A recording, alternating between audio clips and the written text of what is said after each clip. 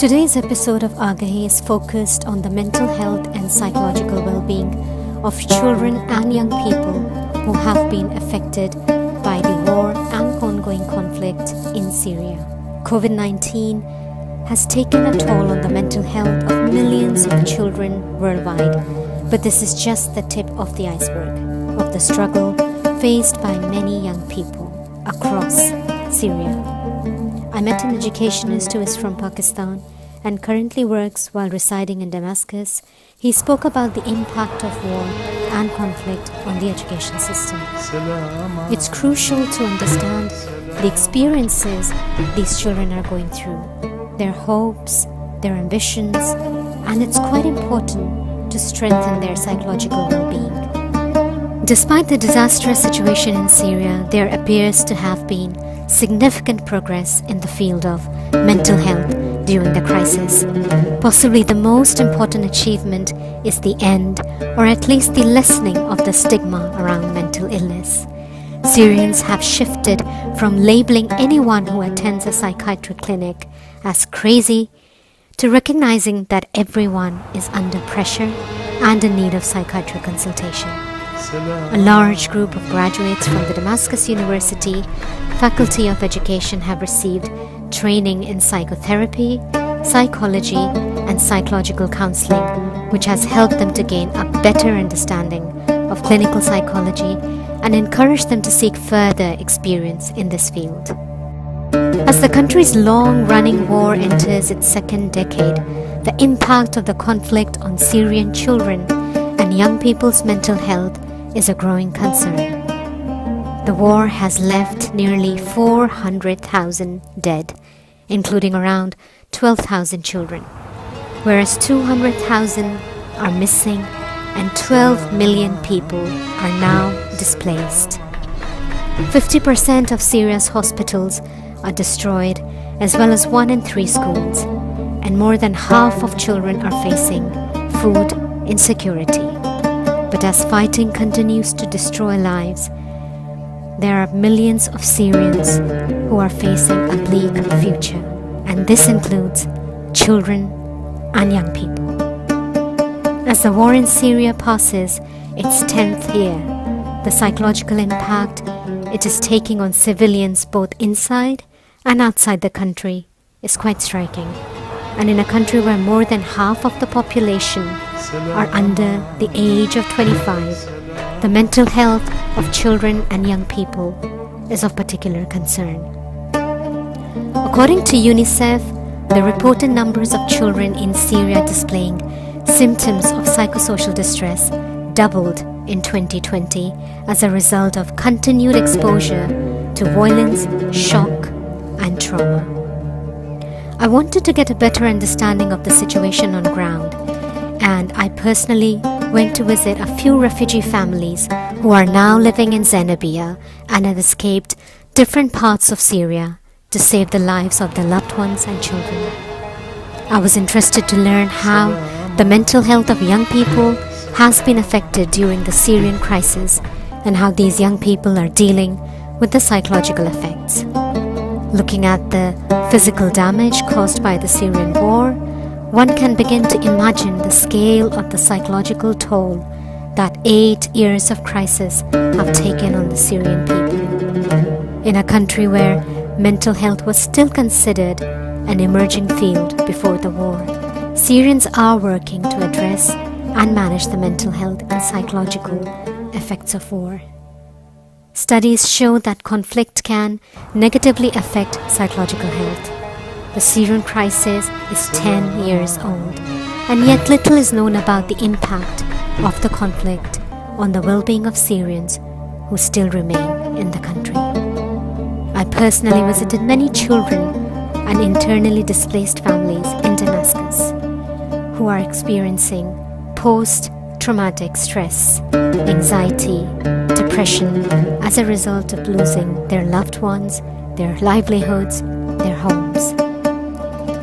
I also met some amazing people on ground who are working as humanitarian aid workers and helping and supporting their local refugees with food, mental health support, and education. I interviewed these two brilliant young men, Hussein and Sajjad, who have established an organization in Zainabia near the shrine of Sayyida Zainab Salamullah Alaiha. They are helping young people, children and teenagers by providing free education, after-school club, recreational activities, free breakfast and lunch on a regular basis. Let's hear the story. Assalamu alaikum. وعليكم السلام. الحمد لله. الحمد لله. كيفكم؟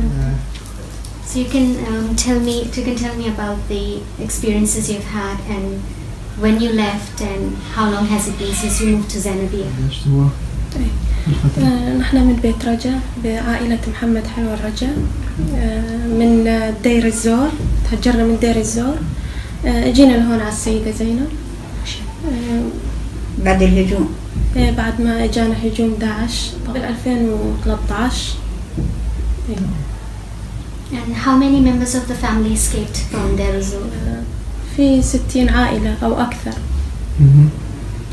So when you came here, how did you find a place to stay? الحمد لله العالم استقبلتنا وطبعا بالمساعدات والحمد لله يعني عايشين ماشي حالنا. الحمد لله متوفر له هنيك. And are the children going to school? الأولاد عم بيروحوا على المدرسة؟ إيه بيروحوا على المدرسة بدوام طبيعي الحمد لله. And how did you hear about Al Reza Foundation? إيه عن طريق الأولاد طبعا وجونا الأخوة. طبعا بيعرفونا أننا متهجرين والحمد لله يعني فينا الخير للشباب. And how long has he been studying in the madrasa? إيه 3 سنوات. 3 سنين؟ 3 سنين. What was like before they moved to Zainabia? الإنسان يعني لما يتهجر من منطقته لمنطقة ثانية ما بيعرف عنها شيء. كنا مستقرين أوضاعنا مستقرة في عندنا حلال وأرض وشيء. جينا هون يعني ما احنا حاملين شيء معانا بس ثيابنا بس. And what is life like now? What kind of conditions and environment you're living in? الحمد لله طبعا شيعية الحمد لله ومنطقة كويسة بجوار السيدة زينب عليه السلام. مرتاحين الحمد لله. In regards to the future, what would you like to have? What would you like to do? Any dreams or aspirations for your children, your family? أمني أهم شيء السترة للأولاد إنه الله يستر علينا من الأمراض ويخلي لي هالأولاد. عندي 4 أولاد وندرسهم وعيشتنا الحمد لله الله ما بينسى حدا إن شاء الله. Want to ask Mohsin what his dream is. Mohsin. What he would like to be when he grows up. شو طموحك محسن استكبر؟ شو تصير؟ أصبح طبيب وأكون عالم. ما شاء الله. عالم دين. ما شاء الله. ما شاء الله.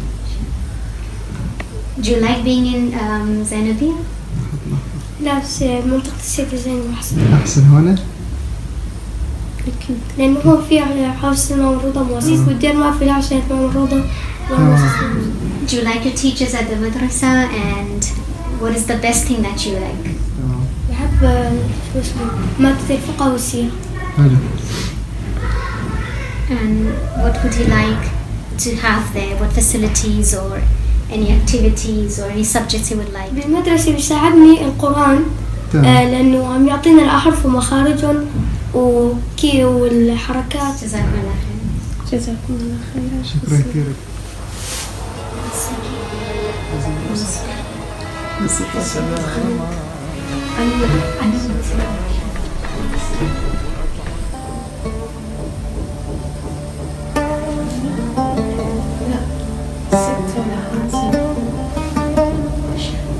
During my visit to Sham, I also went to the shrine of Hazrat Hujr bin Adi alayhi salam, and I met this amazing Syrian lady who has been taking care of the shrine alongside her son for the past 25 years. She told us about the devastation that took place around the shrine and how Allah protected and guarded the grave of this holy companion of Amir al-Mu'mineen Ali ibn Abi Talib alayhi salam. The only damage that occurred was in the dome, whereas everything else was miraculously saved. She told us about the eyewitness accounts about the situation on ground during the conflict. All the videos that were circulated about the grave of Hazrat Hujr bin Adi being dug and destroyed was nothing but merely fake news. She told us that nothing like that ever happened. Here's what the caretaker told us. So at the start of the war, they had to leave. They were besieged for a while, so they had to leave it with everyone else living here. So they all left for a war because it was fully occupied, this place. Okay. Yeah, and then when the army took over, liberated this place, they started moving back in. And so for that while they weren't here because basically no one was here. So there was no one to look after or guard this place? Yeah, ما كان في حدا بس فترة. نعم. في الفترة اللي كان فيها دواعش ما كان في. لا طلعت العالم. يوم فات الأسقى والحمد لله ورجعنا وما في أي شيء. لا مهدم ولا شيء، هذا كل شيء قديم وكل شيء مثل ما هو، بس هذيك القذيفة نزلت حتى تفلش هذا القفص وأبدا ما في أي شيء، والحفر هون صار 30 سم وما في أي شيء، والشهداء 7 هون موجودين وأمان والأمان بالله والحمد لله رب العالمين. When they came back, it was basically still the same. All that was different was afterwards, after they came back, there was a missile that came through here, through the rooftop, and actually tore down the cage. That was where the whole when confusion. the media was being circulated. Yeah, exactly. It was just a missile on the cage, and there was, because when they came in, it was basically the same. Just all these walls are the same old walls. So this wasn't dug or anything as they show in the media? ما أعرف أبدا، ما هاي كلها كله إعلام كاذب. It's all كاذب. ما في أي شيء الحمد لله رب العالمين. الحمد لله ما في أي شيء الحمد So لله. it's still the same. Nothing has changed here. If there's anything we can do to help the locals or the shrine itself, what can we do? شو إذا قدر يساعد كيف ممكن يساعد؟ شو بيقدر يساعد؟ مع الهواء بيساعدونا ولا كثير المحافظة. حاجة السطح بدنا نساوي، حاجة خزانات. وشو كمان أبو مدد؟ في امبارح ضربت الكهرباء. وكهرباء. يعني كثير بحاجة والله. وإذا بدها بنصور لها على الواقع ودرجيها كل شيء. There's a rooftop problem. Yeah. There's a problem with the rooftop. That needs to be fixed. That needs to be fixed. Some water. Can you show that يوم تشتي الدنيا بتدلف علينا. It drops. When it rains, water seeps through. Right. Yeah. There's a problem with the electricity as well. That needs to be fixed. That's power failure. Yeah, power failures. What about the water situation for Wadhu? Yeah, they were saying water tank that needs to be replaced as well. Okay. So a lot of small things that do add up. إن شاء الله قبول مقبول يا أنسة يا مدام إن شاء الله قبول Our مقبول. prayers are with you. إن شاء الله يا رب، الله إن شاء الله يا رب يحقق لهم إن شاء الله أمنياتهم ويرجعوا إن شاء الله سالمين غانمين لبلادهم إن شاء الله بجاه حجر بعدي أصحاب الإمام علي. شكرا مدام، تلاقينا خير إن شاء الله. अभी हमारी जिस खातून के साथ बातचीत हो रही थी वो खातून यहाँ पे खादिम है और खादिमा है और इस ज़री मुबारक की इस रोज़े की हज़रत हुजर बिन अदी अलैहिस्सलाम के रोज़े की हिफाजत पर पिछले 25 साल से मामूर हैं। और जैसे कि हमने इनसे बात की और इनसे ये बात पता करने की कोशिश की कि जो कुछ मीडिया में दिखाया जा रहा था हज़रत हुजर बिन अदी अलैहिस्सलाम को लेके कि उनकी क़ब्र मुबारक को किस तरह से मस्मार किया गया या उनकी क़ब्र को खोदा गया, तो ऐसा कुछ भी नहीं हुआ था। ये एक फ़ेक न्यूज़ थी जो कि मीडिया पे वायरल हो रही थी, ऐसा कुछ भी नहीं हुआ था। हाँ, लेकिन मिसाइल ज़रूर फायर हुआ था जैसे कि आप छत पे देख सकते हैं, और उसकी वजह से यहाँ की बिल्डिंग को थोड़ा सा नुकसान पहुँचा था, लेकिन ये सब कुछ अब रिपेयर हो चुका है जैसे कि आप देख रहे हैं। और माशाल्लाह ये ज़रिए मुक़द्दस हमारे पीछे जो आप देख रहे हैं ये बिल्कुल सही और सालिम यहाँ पर अब पहुँच चुका है। Any country or nation that experiences war, conflict, or any man-made disaster, it's often the women and children who suffer the most. Women are paying a heavy price in the conflict in Syria. Many have lost their husbands, fathers, and sons as a result of the conflict. Many who were guarding and protecting the shrines across Syria lost their lives, and now their children are living as orphans. Many have left homes, jobs, and support networks behind. It is estimated that 1 in 3 households in Syria is now headed by a woman. Taking on the financial and emotional responsibility for the family can be immensely stressful. Single mothers in Syria face social stigmas and have difficulty finding reliable work.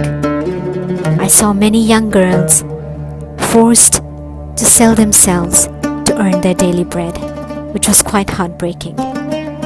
Despite these enormous challenges, there are some shelters in Damascus that provide basic supplies like food, clothing, and medications to these vulnerable population. To support these female-headed households and other vulnerable Syrians across this country, I encourage all humanitarian aid organizations, donors, and people to come forward and play their part, and to support those who are working tirelessly on the ground, round the clock, to help these refugees in Zainabia. I went to meet 2 families who escaped from their resort and came to Zainabia to seek refuge during the conflict. The circumstances that they had to leave their homes and move to another area to seek shelter without any livelihood, without any support, living in conditions where there is no electricity, no health care, no schools for their children, no food, no emergency supplies, was truly shocking. اخواتكم اللي قاعد بشوفكم وعم يدعي لكم من برا. أول شيء الله يحفظ أخوتنا برا اللي قلبهم معنا. اثنين، إذا في إمكانيات نحن هون بهالبلد في عندنا أكثر من مشكلة. مسألة الرواتب بالميات، وفي غلاء معيشي صعب، وفي موضوع التدريس والدراسة اليوم يكلف. ما في حدا ما عنده طلاب بين معاهد ومدارس ومواصلات، فمكلف جدا. تمام. وفي نحن بشتوية موضوع تدفئة مكلفة جدا، وموضوع أمراض والمواد تبع التعقيم غالية، والرواتب ضعيفة جدا. نتمنى منهم إنه إذا في إمكانيات عندهم إنه يساعدوا إخوانهم بس. إن شاء الله يا رب، إن شاء الله الرسالة بيوصل وبيساهموا وبيساعدوكم إن شاء الله. الله يحفظكم ويحفظهم بحق محمد آل محمد. الله يسلمكم ويجزيكم الخير إن شاء الله. حياكم. أهلا وسهلا. Looking at the state of young people in Damascus and other areas that I visited during my trip, I observed how children are mostly out on the streets, not being able to go to school, being forced into child labor, forced into early child marriages, or being exploited by people around. According to a new research, almost a decade of civil and military unrest has left Syrian children mentally scarred, angry, and traumatized. Bismillahirrahmanirrahim. Allahumma kun liwalika al-hujjatin bil-hasan salawatuka alayhi wa ala abaik fi hadhihi as-sa'a wa fi kulli sa'a وليا وحافظا وقائدا وناصرا ودليلا وعينا حتى تسكنه أرضك طوعا وتمتعه فيها طويلا برحمتك يا أرحم الراحمين. اللهم صل صل على محمد وآل محمد.